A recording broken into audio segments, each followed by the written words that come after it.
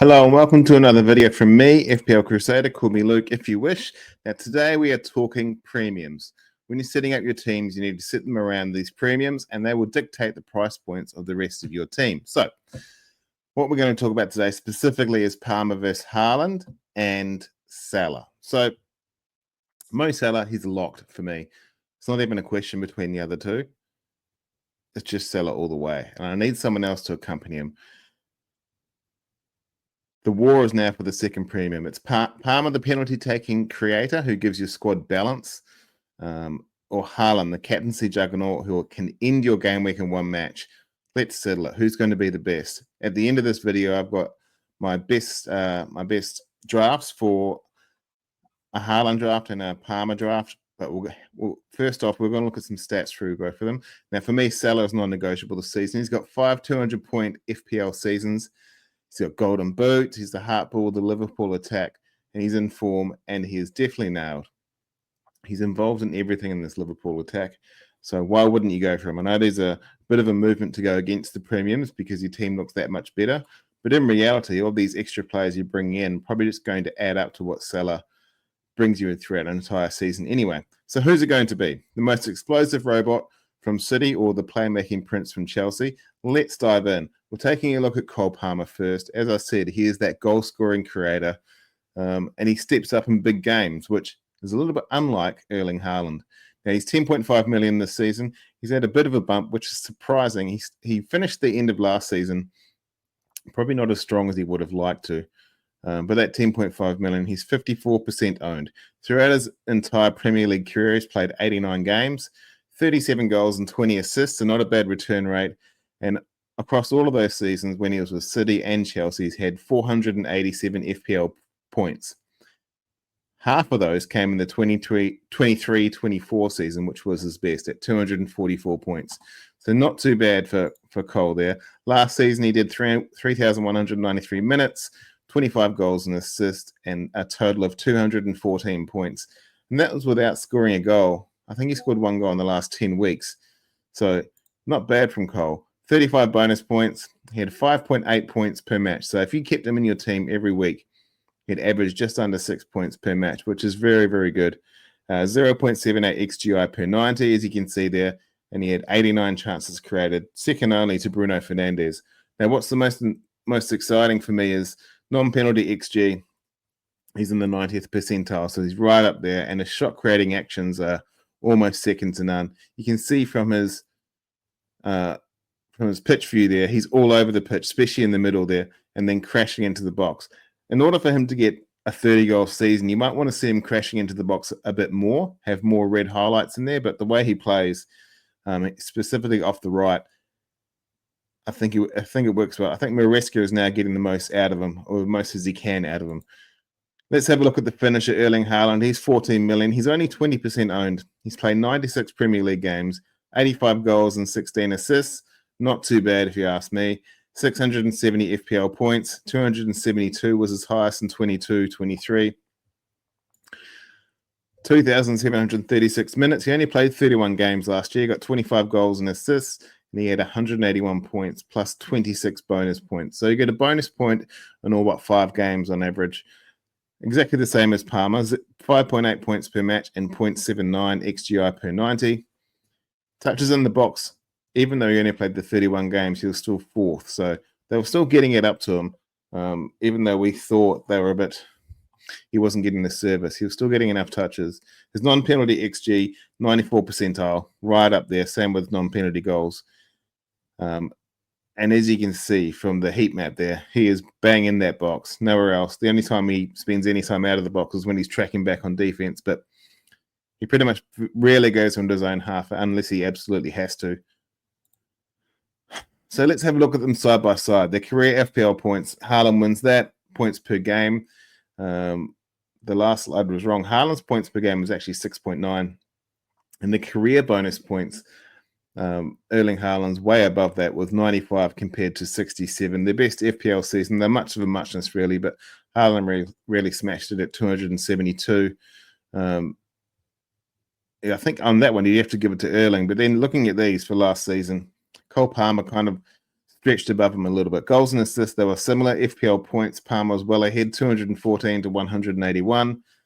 Bonus points there, 35 to 26. So the bonus points for Cole last season were very interesting. He did very well with the bonus. He's definitely that talisman. But even though Erling Haaland is the talisman for City, the bonus can be taken by other players, specifically the likes of Marmoush and De Bruyne last year. However, we don't know who's going to take on De Bruyne's role this season. Is it Cherky? Is it Bruno? Sorry, not Bruno. Bernardo. Bernardo's the captain now, so you'd expect him to play most games. Or it could be Marmoush. We just don't know. XGI per 90, both at 0.78. Interesting there that they both have the same XGI per 90. Palmer's is more made up of assists than goals, whereas Erling's basically all goals. This is one of the slides I wanted to. When you talk about talismans, you're talking 35 to 50% goal involvement throughout the team. Last year, Chris Wood, when he was smashing in all those goals, at the start of the season, he was in over 50% of goals for the entire team. Now Cole was in 40% of goals, and Erling was in 35% of goals. Now, this is based on the games that they played. I think Cole Palmer played 37.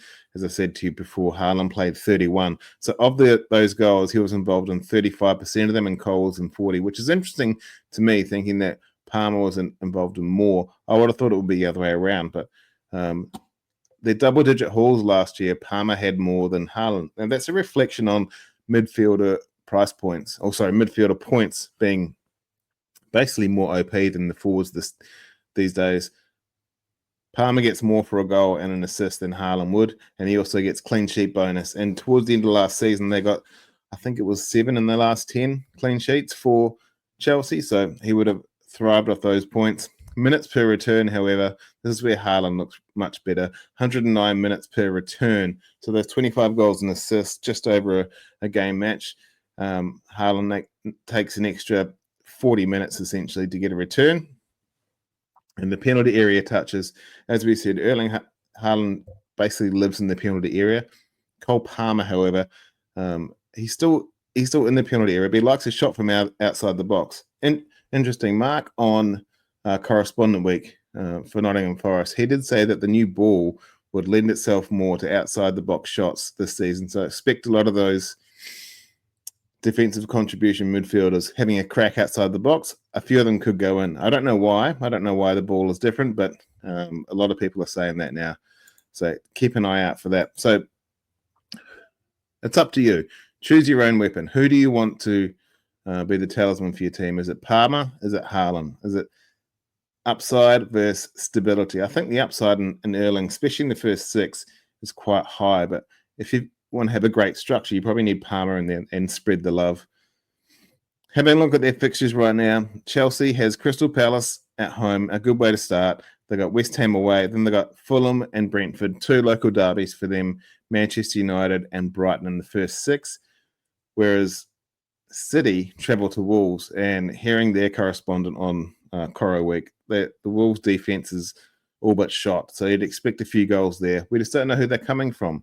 They got Tottenham, Brighton, Manchester United. They got Arsenal's a tough one away in game week 5, but then in game week 6, they've got arguably the weakest promoted team in Burnley at home. So the first 6 for both teams looks very good. I would prefer to have them both in my team. However, I just can't get the structure right in my head. Speaking of, let's have a look at how my first 2 drafts look. My latest 2 drafts look. This is the one with Cole Palmer. So the FF Hub rated this 92%, and they reckon we're going to get 65 points from this team. FPL team, Pete's wonderful website, said I should get 71 points from this team if I bench boost. Now, I want to bench boost in game week 1, so this could be the way I lean. Interestingly enough, having Palmer and no Haaland allows me to have 2 premiums in defense, 2 premiums in the mid, and 1 premium and 2 other pretty good players in the forward line. Let's run through each player, and I'll tell you a little bit why.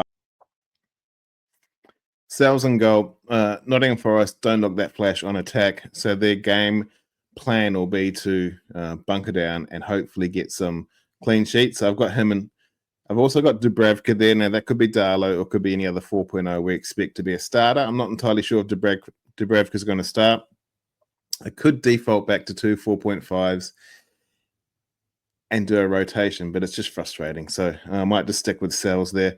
We've got Virgil van Dijk. He should get a lot of defensive contribution points, and I expect Liverpool to start strong. They've had a rough off-season. They've had a lot of time off. They've spent a lot of time together. I expect them to start very good.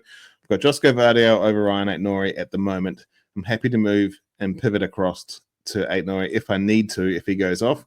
I'm just not convinced on minutes. I think Vardiel will get those minutes. Similarly, with Virgil van Dijk, I could pivot across to Frimpong or Kirkes. I just worry with Frimpong that he won't get a lot of game time to start the season. I've got Kuiper from Brighton. He's playing very high. However, he is a 4.5, so I can move him around if I don't think he's going to play that well. It depends on Brighton's structure. If he's playing high like a winger, then he'll stay there for me. I've also got a pretty good bench in terms of my defense. I've got Nico Williams, who's 5.0, 5 million, I should say, for Brighton, for Forest as well. So the double Forest defense looks good, especially if they get some clean sheets. And Konsa for Villa. Villa's got an amazing fixture run. I'm going to keep him there, I think. I wanted Maatsen, but I don't think he's confirmed as their starter. In the midfield, I've got Harry Wilson. I'm a Fulham supporter, so he's my 5.5. He's scoring goals galore in preseason. He will be starting on the right wing for us, and he is our main goal threat. I know we've got Muniz and Jimenez, but he comes in off the right and then loves to have a crack, so he'll do that against Brighton a bit, especially considering he should be against De Kuiper, I believe, who likes to go high, so he'll leave space in behind. Expect Wilson to have a good start to the season. My captain will be Mo Salah. I mean, nothing more really needs to be said. Mo Salah's the best player in the game, so that's why he's there. I've got Palmer as well. Expecting big things from him at the start of the season. I haven't seen him do it for an entire year yet, but I'm expecting good things from him. I've got Tielemans. Now, this could be Mellon if he gets the start, which would save me 0.5. I don't like the odds of Rodgers starting, so I've got Tielemans here. So he gets quite a lot of assists to Watkins, especially with Rodgers being out. He also gets defensive contribution points. I also think he could be on penalties, or Watkins could be on penalties. So I've got both covered there. My other defender is another 5.5 and Reinders. Now, Reinders for Manchester City is a bit of a bolter here. Not only is there strong presence in that midfield that City desperately need, he can also score goals as well. So he scored 2 goals in preseason, and whilst we digress about preseason form, he also scored 15 goals last year while playing for AC Milan. And you'd expect the service from City to be that little bit better than AC Milan, but 15 goals is nothing to sneeze at as well. So he comes in a bit of form. He's probably in his career best form. I expect him to start, so I'm expecting to get a few things from him. So that's how my team lines up in the midfield. Up front, it's Watkins, Welbeck, and Mateta. And as I said, I think Watkins is a bit of a no-brainer here. He slots in as almost my third premium at just under 10 million at 9.0. I think Welbeck, if he starts, and judging from the Brighton fans, he will. He loves to score until he gets injured. But I think at the start of the season, he could have a very good run. They've got half-decent fixtures, and he's playing well in preseason. And Mateta, the forgotten man, he's 7.5 million. They've got a tough run, but I expect him to hit the ground running. He's been playing very well in preseason, so I'm expecting big things from him. He could also change to, if I choose not to do the bench boost, I could push him down to Evan Nielsen and maybe use that 0.5 to chuck up a Tielemans or a Wilson up to someone else. But I like Mateta. He served me well last year. I hope I'm not just going on vibes, but I think he'll do pretty well this season. Now, this one here is, I've got all 3 in this draft. I've got Palmer, Salah, and Haaland. This is my Haaland draft. So the Fantasy Football Hub rates at 91%. They reckon we're only going to get 63.5 points, and I can't do a bench boost on this one, so I thought, why not triple captain? In the back of my head, I'm thinking about triple captain in Gameweek 1 anyway. I think it could be Liverpool's one of stronger outings, and we know exactly that Bournemouth will struggle. They've got a new defense, so we don't know what they're coming into. We know what Liverpool are going to do to them. They're going to try and stretch them. They're going to try and score as many goals as possible to honour the great man they lost over the summer. The team is a little bit similar. I'll run through it relatively quickly. We've got Sells and Nico Williams. There's the Forest double up. I've also got Dubravka again on the bench. I've got De Kuyper once more. I've got Wan-Bissaka there, but he could be Diouf. They're both 4.5 for West Ham, and I think Diouf offers more attacking, so we'll probably slot him in there. And I've got Van der Ven from Spurs as well. I think Van der Ven could do pretty good. I've got Rodgers there just in case he starts. If not, that could change. But Rodgers, Salah, Palmer, and Ismail Sarr from Crystal Palace. The Crystal Palace are looking pretty good in preseason. I think the entire Crystal Palace team has been going under the radar. People are starting to bring them back into their team now, realizing and remembering that, hold on, these guys are qualified for Europe. They beat City in a cup final, and they had a pretty good run, even though they didn't really have to try towards the end of the season because they were stuck in mid-table mediocrity, much like my beloved Fulham. Speaking of Fulham, Wilson is on the bench there, as you can see in this team.